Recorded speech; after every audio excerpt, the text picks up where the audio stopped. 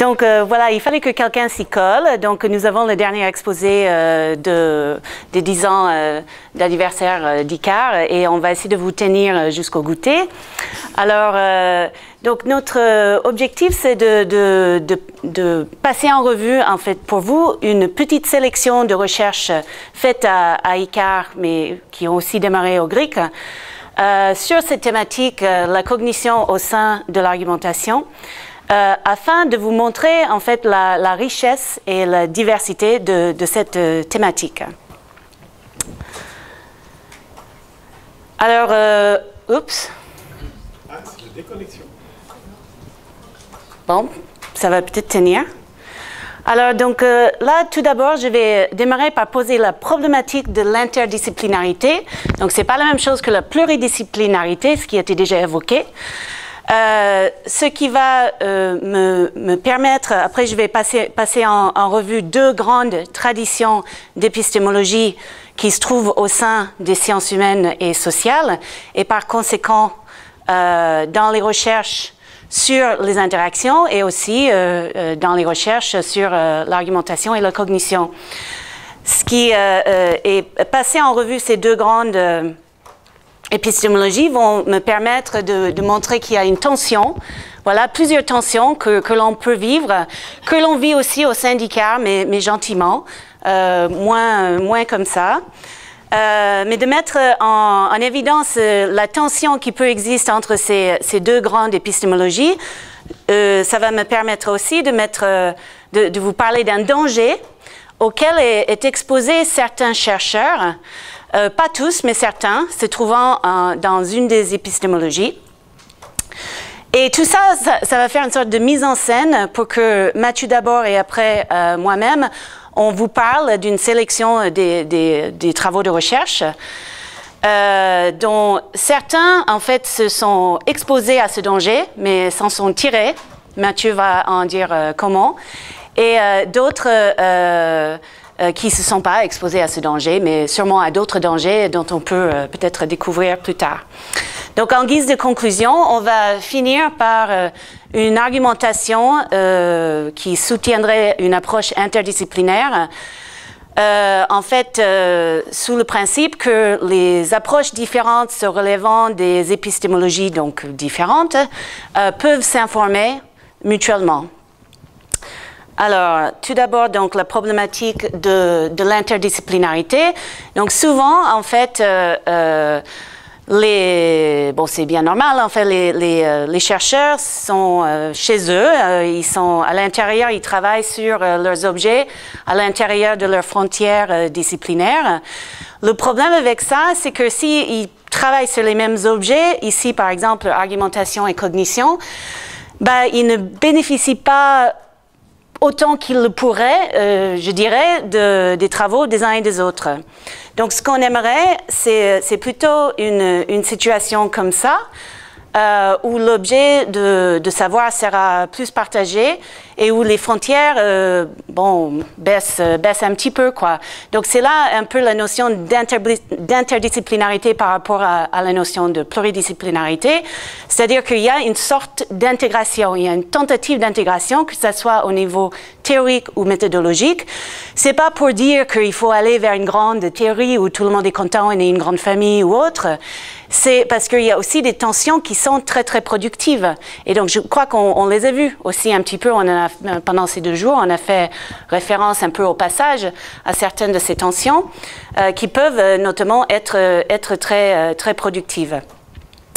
Mais pour arriver à cette tentative vers l'interdisciplinarité, il faut savoir pourquoi les gens restent un peu chez eux. Pourquoi, en fait, on est plutôt à l'intérieur de ces frontières disciplinaires.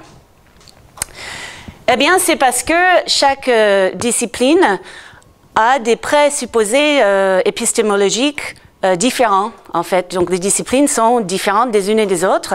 Donc, je ne vais pas avoir le temps de passer en revue exactement, en détail, toutes les différences. Là, les deux grandes donc, tendances épistémologiques dont je vais vous parler brièvement, c'est à gauche épistémologie nomothétique. Donc là, c'est plutôt quand... Enfin, je me rends compte que est-ce que les comédiens sont toujours là? Non, elles sont parties. Là, je leur donne un peu du, du vocabulaire avec lequel elles pourraient jouer, quoi. Mais dans une épistémologie nomothétique, les chercheurs, en fait, essayent de tirer des lois générales à partir des faits constatés. Alors, à droite, l'épistémologie herméneutique, c'est plutôt, on est dans une approche plus subjective, on interprète, on est en harmonie avec le sujet, on ne les appelle pas des sujets d'ailleurs, des participants que l'on étudie. Voilà. Alors, on voit un peu sur quoi les gens ne peuvent pas être d'accord. C'est qu'est-ce que c'est un corpus? Les catégories d'analyse, est-ce qu'on a le droit de les avoir ou pas? On va différer là-dessus. La relation du chercheur avec le corpus, ça va être différent aussi, selon on est à gauche ou à droite. Le rôle de la théorie et enfin la procédure de validation des résultats.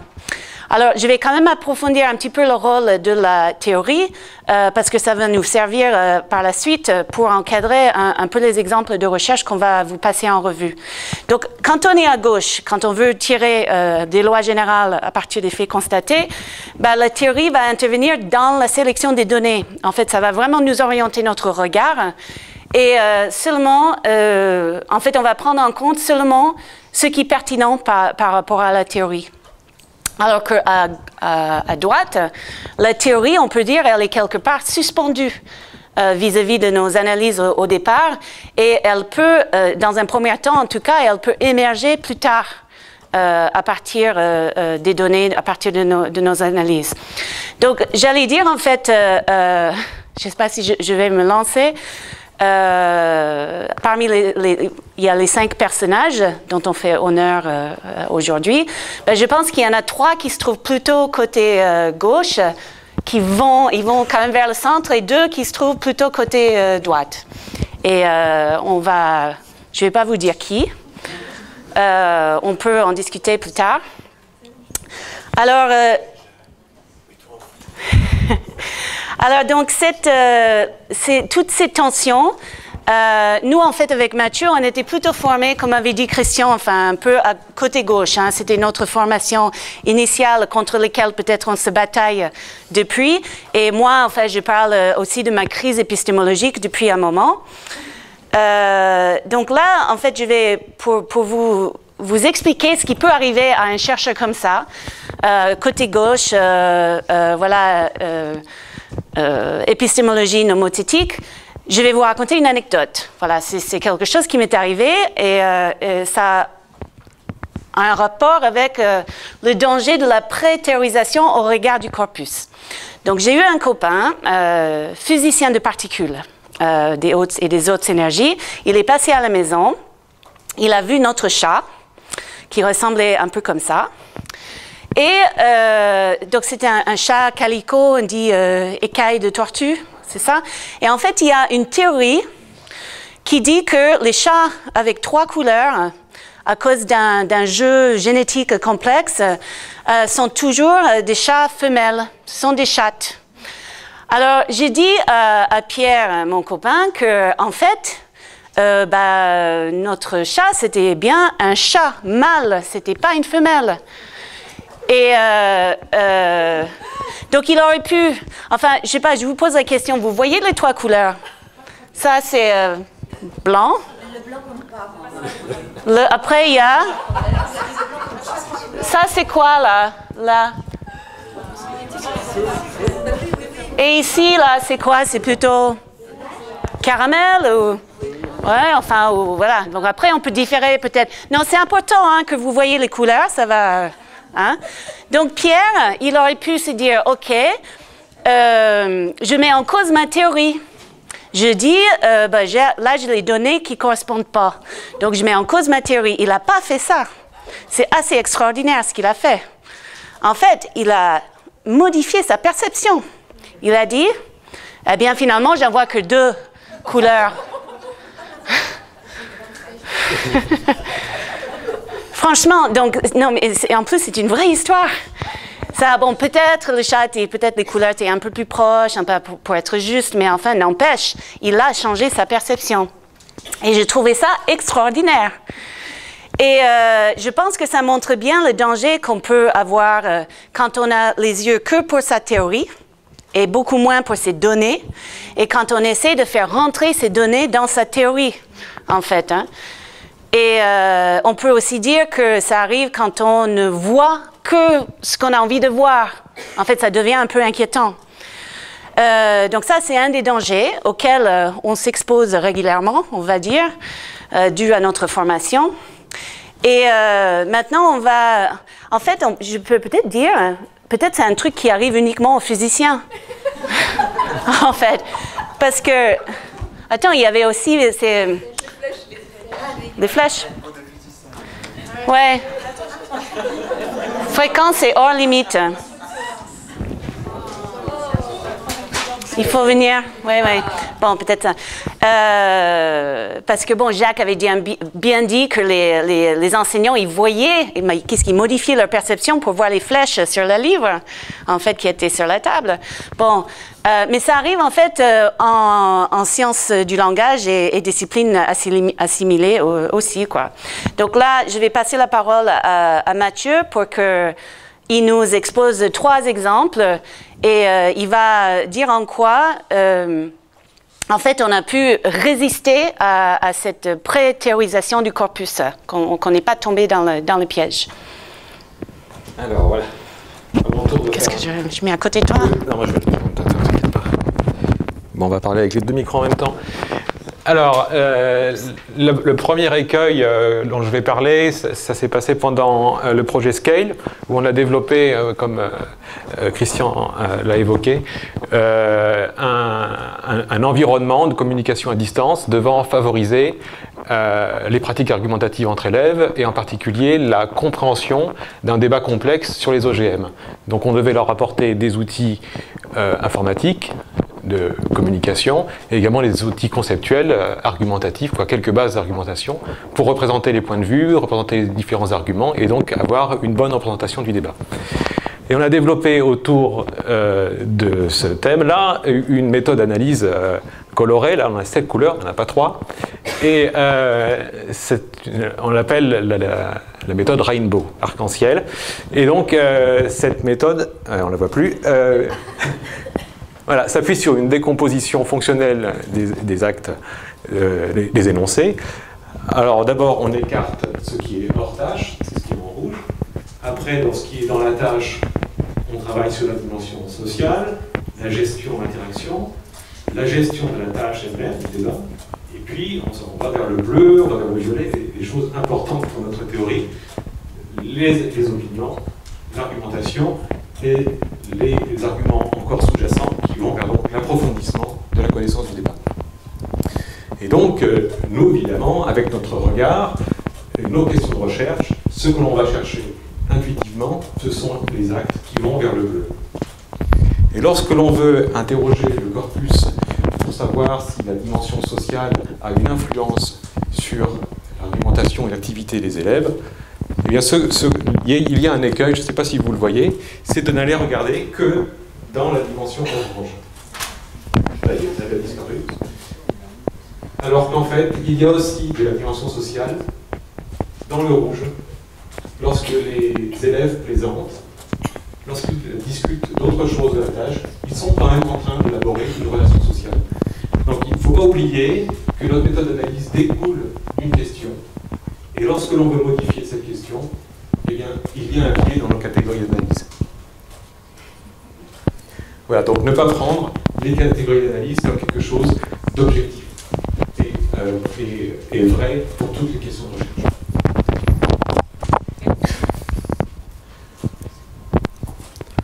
Alors, deuxième biais qui est assez lié, vous voyez à gauche une matérialisation en fait, d'un écran d'élèves avec en haut un chat et en bas une représentation graphique du débat sous forme de boîte avec des flèches, des relations argumentatives. Alors on se pose la question, qu'est-ce qu'il y a dans cette activité qui va conduire les élèves à va mieux comprendre les choses. Dominique peut démontrer avec son... Je vais les mettre tous les deux là. Voilà. Qu'est-ce qui va... On veut essayer de montrer si les activités argumentatives permettent ou non l'amélioration de la compréhension de l'espace du débat. En faisant ça, on fait parler uniquement les catégories bleues et violettes.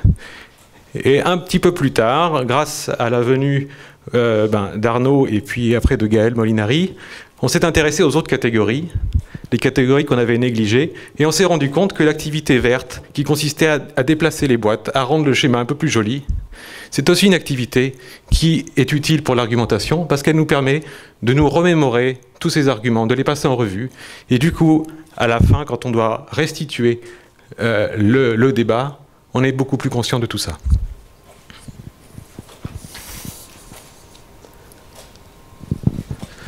Alors, une dernière étude qui est plutôt récente, c'est un travail sur Wikipédia, où il s'agissait en fait de rechercher des conflits entre des rédacteurs d'articles. Alors, pour rechercher des conflits, forcément, on se dit, je vais lire la littérature, je vais m'appuyer sur un modèle de l'argumentation qui est dialectique, où on définit le conflit. Une fois qu'on a défini le conflit, on cherche des méthodes pour les trouver, et on les trouve. Donc on a bon, je ne rentrerai pas dans la méthode d'analyse, mais donc on a obtenu des résultats grâce à du traitement automatique des langues. On arrive à retrouver environ 80% des conflits. Alors on me pose la question, 80%, est-ce que c'est normal? Est-ce que c'est un très bon résultat? Ou est-ce que c'est un résultat moyen? Alors je dis, pour vérifier cela, il faudrait utiliser une autre méthode, une autre approche. Du coup, je fais parler les données avec un petit peu d'analyse statistique. Et l'analyse statistique me dit, oh ben c'est simple, pour trouver un conflit, il suffit de compter le nombre de messages et compter le nombre de mots qui portent la marque de la deuxième personne. Alors je compte les mots, je compte les contributions, et en fait, une discussion, si elle est suffisamment longue, et qu'il y a suffisamment de taux de marque à la deuxième personne, de tu, de ta, de ton, de votre, c'est qu'il y a un conflit. Alors ça m'interroge, je me dis pourquoi une méthode aussi simple pourrait marcher? Et en fait, l'explication que j'ai, c'est que cette méthode-là ne permet pas vraiment de découvrir des conflits, mais met en évidence des discussions où il y a deux discours en parallèle de manière assez durable. Ce ne sont pas forcément des contre-discours, mais ce sont au moins deux discours. Qu'est-ce que m'apprend cette méthode-là? C'est que ma théorie dialectique, elle est peut-être très bonne, mais il y a peut-être aussi d'autres théories qui peuvent être efficaces pour la recherche de conflits. Et là, c'est grosso modo, c'est du Bakhtin. On cherche du dialogisme dans la discussion. Il est aussi dans ta poche. Ah. Merci. Oui, tu peux tenir ça 2 secondes. Ah là, pourquoi ça nous arrive à nous, là? C'est la fin. Alors, donc là, on passe à des approches qui peuvent peut-être se relever plus du côté de l'épistémologie herméneutique. Donc là, avec des collègues sur Grenoble, en fait, je me suis intéressée au rôle de l'argumentation qu'elle peut avoir dans la prise de décision. Donc c'est vrai que vous voyez quand même un système de codage, mais en fait on n'a pas du tout codé de la même façon que nous avons codé ensemble avec Mathieu et Michael et Gaël et Arnaud dans Rainbow, parce qu'en fait on n'avait pas des hypothèses à infirmer ou à confirmer vis-à-vis des types d'énoncés qu'on aurait pu compter et voilà.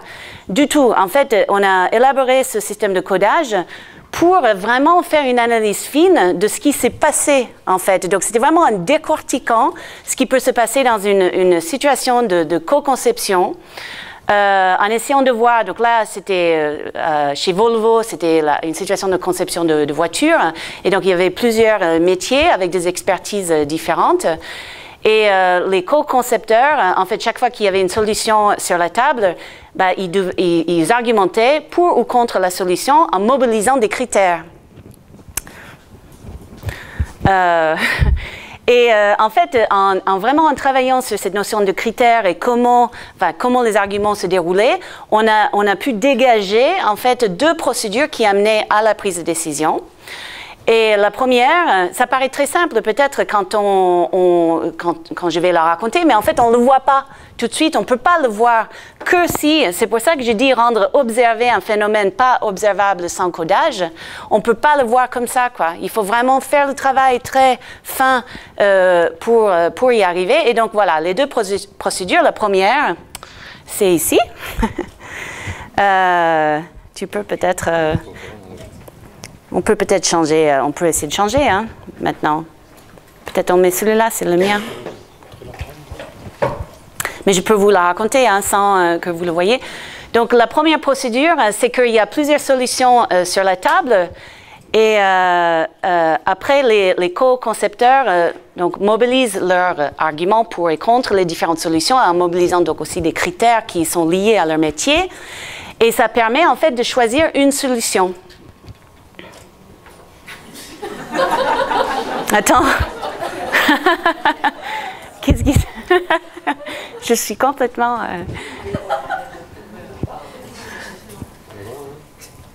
Voilà. OK. Comment ça s'est passé? Je sais pas, mais... Bon.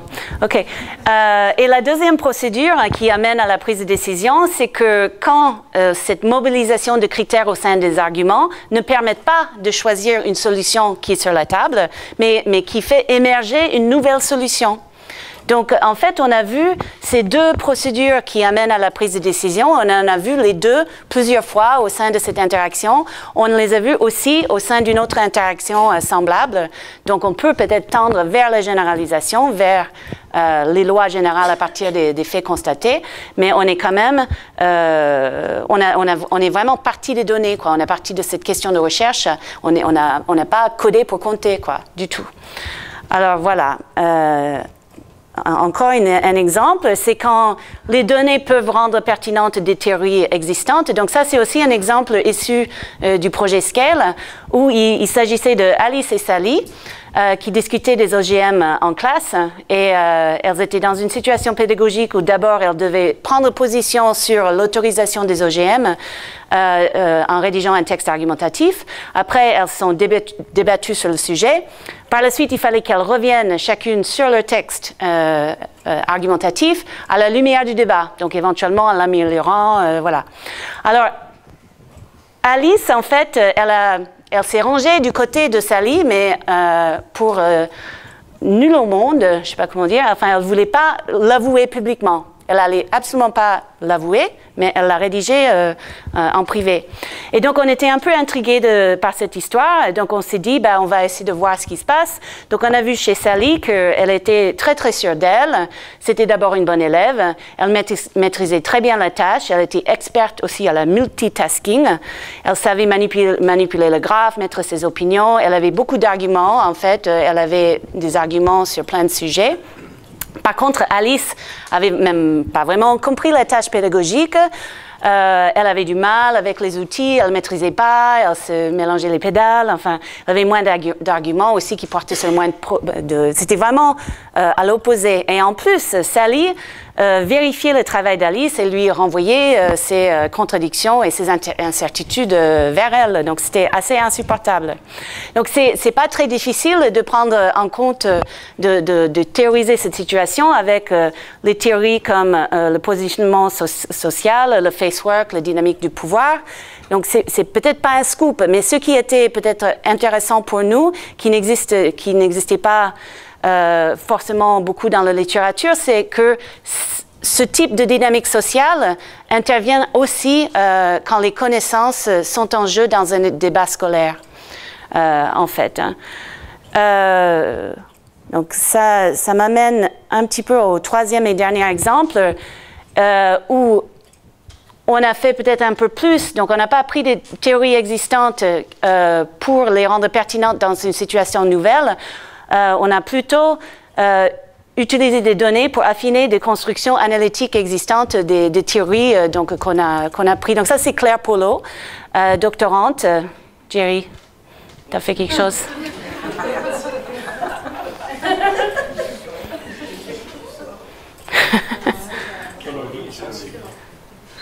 Peut-être. Ok, mais ne touche pas. Ok, donc Claire, en thèse avec Christian, est co-encadrée par Jerry et moi-même. Donc, elle fait beaucoup de choses. Elle s'intéresse aux émotions, le positionnement émotionnel au sein des arguments dans des débats socio-scientifiques, par exemple la gestion de l'eau dans des cafés scientifiques. Mais là, je parlerai juste d'un petit aspect. Donc, elle a trouvé cette théorie, une typologie, en fait, qui permet de prendre en compte ces débats socio-scientifiques. Et il y a 3 types de talk: exploratory talk, disputational talk et cumulative talk. Et dans la vision de cet auteur qui s'appelle Mercer, c'est plutôt l'exploratory talk qui devait emporter. En fait, on devrait tendre vers ce type de talk. Donc, c'est un type de talk collaborative, décision collaborative, analyse, évaluation jointe. Donc, on est vraiment dans un travail d'approfondissement, de co-construction de savoir. Et les 2 autres types de talk où il y a des désaccords, donc disputational talk, où la décision se prend plutôt au niveau individuel, c'est vu comme en étant un peu plus négatif ou péjoratif. Enfin, on ne va pas plutôt tendre vers cela. Le 3e, cumulative talk, c'est un peu neutre. Il y a des répétitions, enfin, on essaie de voir un peu le sujet sur lequel on veut parler. Et ce que Claire a montré, c'est que les 2 autres types de talk ont leur rôle à jouer.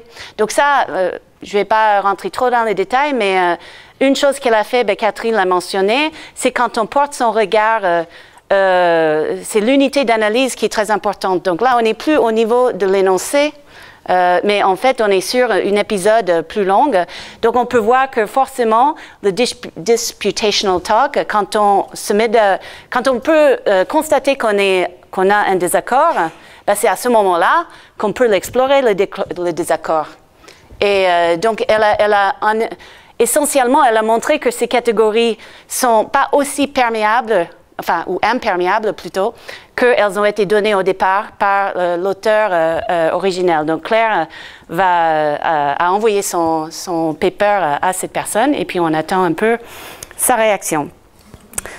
Alors, donc ça c'est le dernier transparent et puis on va au goûter.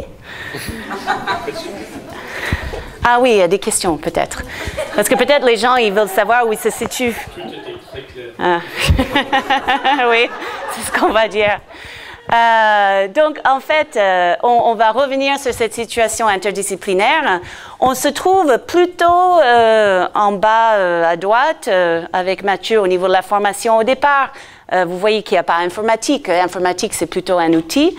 Et avec des tendances, des flèches, je crois qu'on ne prend pas en charge, bon, en philosophie, on devrait y être, mais on n'est peut-être pas capable encore de les prendre en charge. En tout cas, donc on a passé en revue une certaine sélection de travaux. On vous disait que certains se trouvaient du côté de l'épistémologie nomothétique et donc on s'est exposé à ce danger de pré-théorisation et Mathieu a montré comment on s'en est tiré. Donc d'autres exemples se sont trouvés du côté épistémologie herméneutique. Mais c'est vrai qu'on ne peut pas exiger de tout le monde d'être compétente dans toutes les méthodes et de se retrouver dans toutes les disciplines, forcément. Par contre, on aimerait argumenter pour cette interdisciplinarité dont on parle parce que on veut dire que les approches peuvent s'informer. Donc, on a besoin de la théorie. On dit qu'on a besoin de la théorie, ça oriente notre regard au départ, mais il ne faut pas en être prisonnier. En fait, il faut aussi savoir se surprendre. Il faut savoir chercher ailleurs, là où ce n'était pas donné à chercher au départ, ou même là où c'est contre-indiqué pour chercher.